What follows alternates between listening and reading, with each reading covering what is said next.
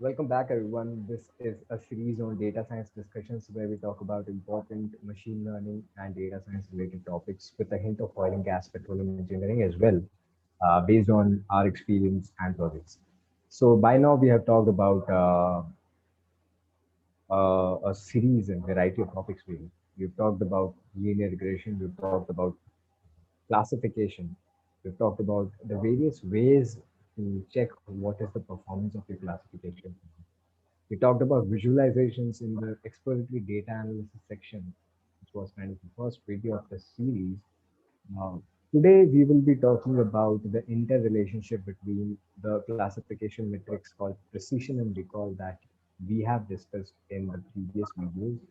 If you haven't watched it, please go back, uh, kind of watch and subscribe, and then come back to the session. You will understand the session better.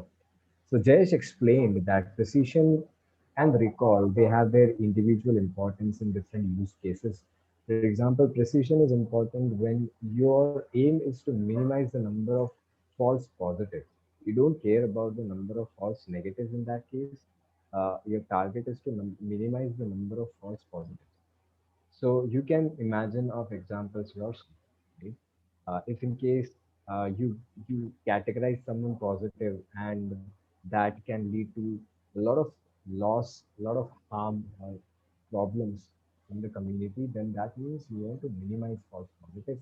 Similarly, you want to have cases where you want to minimize false negatives. For example, detecting any disease, you want to make sure the number of false negatives are as low as possible so that you catch as many infected or affected people as you can. So, in the first case, precision might be an important metric. In the second case, recall might be an important metric.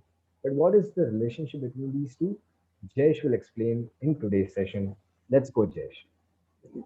So hello everyone. So today we will discuss about precision recall trade-off. When we talk about trade-off in machine learning, mainly there are two types of trade-off. One is bias and variance trade-off, and the second one is precision and recall trade-off. So today we will discuss this, and in some other session we will discuss bias and variance trade-off also. So yeah, first of all, let us recall what exactly was precision and recall.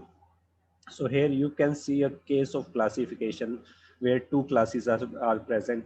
One class is positive class that is given by this left hand side of this shaded line. You can say that this more shaded area is of true positive class, and the left hand side and the right hand side is of negative classes. But our classification model is given by this circular boundary. So basically our model is predicting everything that is inside this circle as positive and outside this circle as a negative. So you can see that these points that are outside the circle but on the left hand sides, those were actually positive, but those were predicted as negative by our classification model. So these are known as false negative. In a similar way, the points that were outside on the right hand side, those were negative, and they were also predicted as negative, so they were true negatives. In a similar way, these are true positive, and these were the negative points that were predicted as positive, so these are known as false positive. So what will be the recall? Recall will be the ratio of the true positives, this area, you can see this shaded area, and the whole circle, meaning that it will be ratio of the true positive divided by total positives that were predicted by the model, whether they were really were positives or whether they were really were negative. Then doesn't depend. And the recall, this was precision. Now what is recall? Recall is the ratio of true positive divided by this whole area. You can see that it is ratio of kind of true positive to the true positive as well as false negative, or you can say it is a proportion of all actual positive that model has correctly predicted as positive. Proportion of all actual positives that model correctly predicted as positive. As you can see that only out of all these positive actual positive cases, only our model has predicted this amount, this circle amount of semicircle amount of positive as predicted by the model. So recall will be ratio of these two. Now, moving on, we will discuss an example for understanding the concept of precision and recall trade-off. So I am considering a data set that is having two features, feature one and feature two. And in this data set, the label in label two classes are present. Let us say a black class that were represented by the black dots, or you can say positive class, and the negative class that were represented by the white dots. And the total number of data present for the black class, positive class, is 15, and the total number of data points present for the negative class, white class, is 435. So you can see that this is a highly imbalanced data set. So as from our previous discussion, you can understand that we cannot use accuracy in this case for evaluating any classifier or evaluating any machine learning model for this particular case. So let's move on. So okay, so I will consider the first case. Okay, I trained a model that some type of given me this type of decision boundary. So what it is saying, that everything that are on the left hand side of this decision boundary, machine learning model has predicted that as positive, and everything that is on the right hand side, that will be predicted as a negative by our machine learning model, or you can say classification model. So you from here you can see these black points that were positive and predicted positives, those were true positives, and the white points that were in actual real life, they were negative, but uh, they were classified as positive by our classifier. So they can be called as false positive. In a similar way, when we look for the negative area, the white point in real life, they were negative and predicted also negative, so they are true negative. But the black point, they in real life they were positive, but they are predicted as negative by our machine learning model, so they are false negative. And when we calculate the precision and recall for this particular machine learning algorithm, this particular model, we will get to know that total number of points that are predicted as true negative, that were 429, false positive are 6, false negative are 2, and true positive are 13. By just simply applying the formula of precision and recall, we can see that precision has come as 0.68 and recall has come 0.87. So now I want to change my classification models. Okay, if there is such a case in which I need a high precision, as you can recall, as you can remember from the last discussion, that high precision example is classifying your mails as spam or not. So in that case, we need to have a high precision classifier, that if our classifier is saying that, okay, this mail is spam, so that mail need to be spam. Otherwise, if some important mail that has been classified as spam, that will become a problem for us. So in those cases, we need to have a precision, as the name suggests, precise. If machine learning model is saying that it is positive, then it need to be positive, meaning false. No matter how many positive points from the real positive points our machine is taking account, but whatever the points the machine said, okay, it is positive, then that need to be positive. So okay, I trained up my Jesh, I'd like to. Can you go back to the previous slide? yeah, sure. Yeah, so to put it in words, can we say that precision basically means how many correct, what is the percentage of correct positive estimates out of all the positive estimates that the Yeah, model yes, yes, gave us? yes, yes. Precision, it for users to remember, precision starts with P and it deals with positives. So it's like a probability of like it's model's ability to understand positives, right? Out of all the positives that the model tells you, what percentage of it is correct? Now that definition itself tells you, suppose one model has this positive accuracy, let's call it something like that, positive calculation skills, okay, positive calculation skills.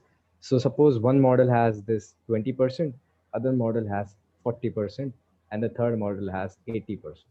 Now, depending on our use case, for example, uh, identifying something as a positive class is very important. So that means we that leads a way to the decision making, right? Similarly, now recall is, out of all the actual positives that were there, how many could the model recall or pick up? That leads us, for example, in a city, out of all the COVID infected people, let's give an example, people can relate. How many people could the model actually identify as positive? Hmm. Now, this Yes. becomes a very important case because we have to minimize the number of false negatives as much as we can so that we pick up more and more people. So, for example, we are doing a machine learning project. So, suppose Jayesh brought up this brilliant image. This black line is a classification model, right? Yeah. The decision boundary.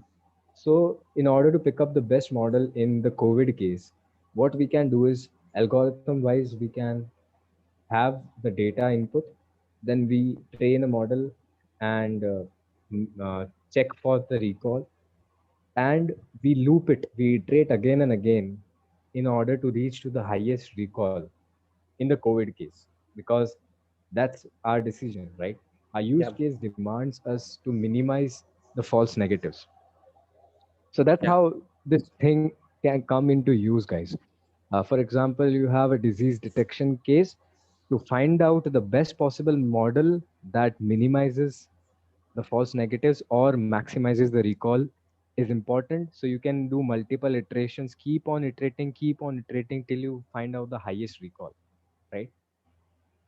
And Yeah. suppose the other case, opposite case, is where the precision is important. You keep on iterating till you find the highest precision. That helps you decide the particular best model for your particular case. Now, this brings us to another important point. There is no best model in the universe. It depends from a case to another case, Yes. and this is how you go. For example, in the COVID case, the best model might not be the best model for other use case, Yeah. right? So that is an important learning from this great slide that Jayesh brought up. Please carry on, Jayesh. Yeah. Yeah. As you said, user can also remember that okay, precision in PR, precision pre is coming, so it will be ratio of positive that were predicted by our machine, that in the denominator, and the actual positives of all those cases. And for recall, it is a ratio of total positive to the total number of actual positives that were present. As you can see, false negative is also the part of actual positives. So yeah, moving on to case number two. So I trained my model. Okay, an example for this, it you from the numbers you can see it is of a high precision model. So okay, I want to identify terrorists out of these common citizens, and after identifying the terrorist, he will be shoot at sight.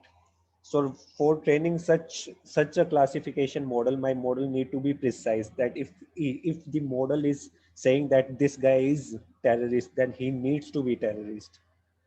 So you can see from this model that this decision boundary is shifted towards the left hand side, so that all the positive predictions that are made by the model is actually positive. So from here you can see that false positive has become zero, that it is not predicting any negative to be positive, as no negative point is present on the left hand side of this boundary.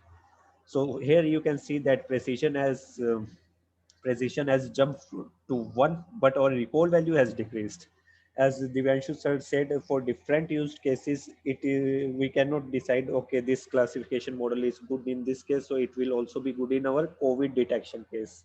No, in that case, it Brilliant, will not brilliant. be good. So, Brilliant example, Jayesh. That's exactly what I was trying to say. I'm glad that you brought it on the same data.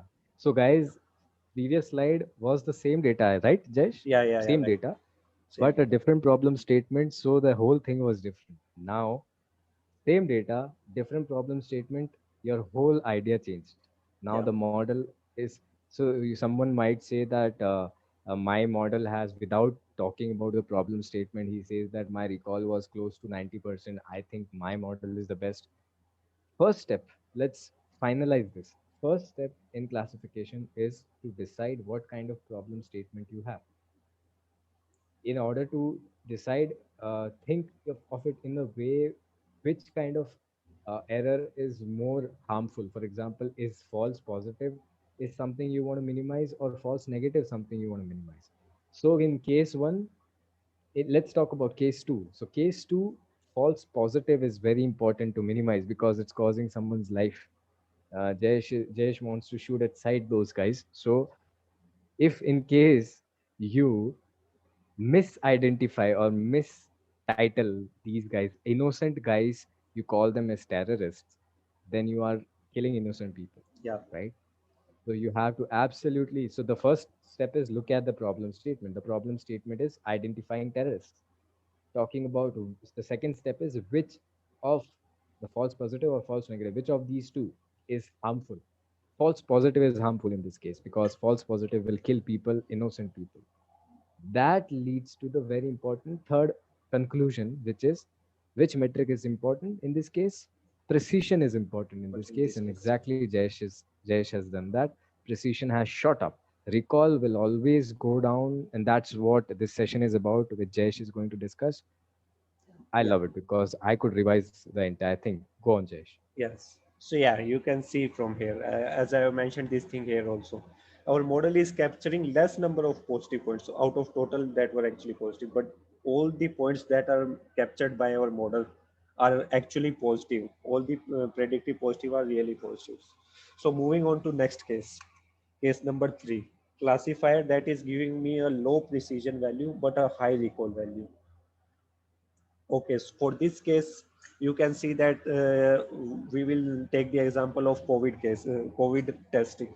So for COVID testing, I want to have all the positive cases, no matter what. If some negative, if some COVID negative guy is also tested positive, so that will not create a problem for me. As in further diagnosis, we will know about that okay, this guy is not COVID positive, this is negative. But if someone who was COVID positive and our classification model has uh, predicted it as a negative, that can create a huge problem as he can infect more and more number of people. So in that case, we a model that is having high recall, that is capturing all the positives, will be useful. As you can see here, the decision boundary has shifted towards the right hand side, towards the below side. Some negative points are also classified as positive now, but that is not an issue. You can see that all the positive points have been captured by our classifier. And you can see here that our recall value as false negative has become 0. Our recall value has shooted up to 1, and our precision value has gone down to 0.36. So this is all the matter between the precision and recall trade-off. You want to add something, Yash? Yes, I'll express my same stepwise approach to this as well. Yeah, So step one is identify the problem statement. So Jayesh brought a problem statement of COVID cases. Step two, identify which error is more harmful. So in COVID identification, false negative is very harmful because that can lead to a virus infected person going unidentified, which can further cause more problems. So you have to minimize what? False negatives. So that takes you now, since we are talking negatives, we have to maximize recall. So that's what we have done in this case. So we have maximized recall. So that is a good model. Suppose we did not have this model, but we had the case one model where we knew we wanted to maximize recall, but we could not maximize it. yeah, Then we still know that we are still not at the best model. That tells us that's not a problem. That's not a terrible error. That's good. You are learning something. You are learning that you cannot stop here. People with no knowledge of this session will be happy with whatever high value of precision recall is there. But if precision is low, you will understand that precision is not important in this case. Recall is. So you look at recall is high, you're happy. You move forward. Yeah, Jesh, go ahead. yeah. So here comes important point. As you can also visualize from all these three graphs, that okay, from here our precision was 0.68 and recall was 0.87. In case 2, our precision jump to 1, but our recall goes down from 0.86 to 0.47. And again here our recall jump to 1 and our precision goes down to 0.36. So basically I want to make a point that as it is possible that when the recall increases, the precision values goes down. So that is all about precision and recall trade-off. And you can see here, this is a precision and recall curve that we generally use for evaluating some machine learning models, sometimes by using scikit-learn or some libraries. So within any model, we can decide whether we want to emphasize either precision or recall, again, depending on the problem statement. First of all, understand the problem statement. After that, you can understand whether you want to reduce the true negative or true positive, and depending on uh, false negative or false positive, and depending on that, you can know that which model you want, having a high precision or a high recall. So basically, a precision recall curve is a plot of precision on y-axis and recall on x-axis for different thresholds. Thresholds, you can say, for different cases. And this point, the left topmost, right topmost point, having coordinates of 1 precision equal to 1 and recall equal to 1. This represents a model with a perfect skill, that there are no false negative present in this model and no false positive present in this model. If your model is lying somewhere in this section, then your model is very well trained. But if your model is lying somewhere in this section, lower left corner, then it is a bad model. And again, the stiffness of this PR curve is very important. It is very important. As you can say, the more the steep it is going down, you can say, very fast it is going down, like if it was going down like this. So precision was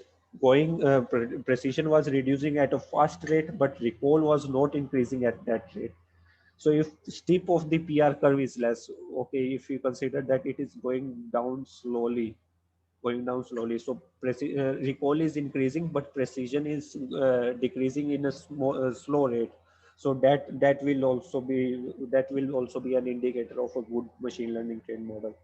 So yeah, precision and recall curve, last and the most important point, precision and recall curve is used when there is moderate to large class imbalance. As we've seen in the starting, the different case scenarios we are seeing is for the very high class imbalance. As positive class is about 485 data points were present, and for negative class only 15 data points were present. If we have a data set which is having, you can say, equal number of data points for both the classes, in those data sets, other from precision and recall, a new thing comes, that is ROC and AUC. That will be our topic of discussion in our next video. So yeah, for this session, this is all from my side. Divyanshu sir, if you want to add anything. No, I'm good. I think this is good enough for today's session, and this brings up topics for next discussion. We have F1 score, we Yeah, have ROC, AUC, we have multi-class scenarios, how to talk about these multi-class things in scenarios, yes. multi-class classifications. So pretty much lined up for next sessions. I think we will see Yes. them in the next session. Jesh, Yeah, yeah. yeah, yeah. That will be great. Okay. Thanks a Okay. lot, guys. Thank you, Thanks for the guys. thing. Thank Okay, you. bye. Yeah.